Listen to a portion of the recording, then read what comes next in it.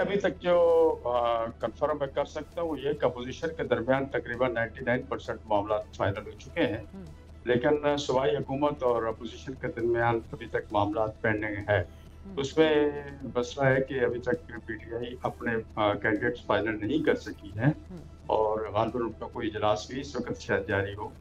तो जब तक सूबाई गवर्नमेंट उधर से अपने जो एक्स्ट्रा कैंडिडेट्स हैं उनको विथड्रॉ नहीं करेगी, हुँ, तो ये खुशफ़हमी ही रहेगी कि वहाँ बिला मुकाबला सारे सेनेटर आ जाएँ।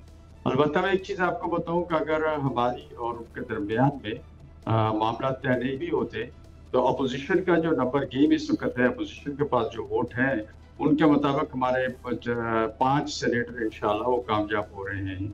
और अगर मामला तय हो जाएँगे सूबाई हुकूमत के साथ, तो उस सूरत में ये होगा कम से कम ये जो बार्गेनिंग की पोज़ीशन, ये जो ब्रीफ़केस और थैला-बरदार वहाँ फिर रहे हैं पेशावर में, उनको मुँह की खानी पड़ेगी और जमहूरियत के मुँह पे कलंक का टीका नहीं कोई लगेगा।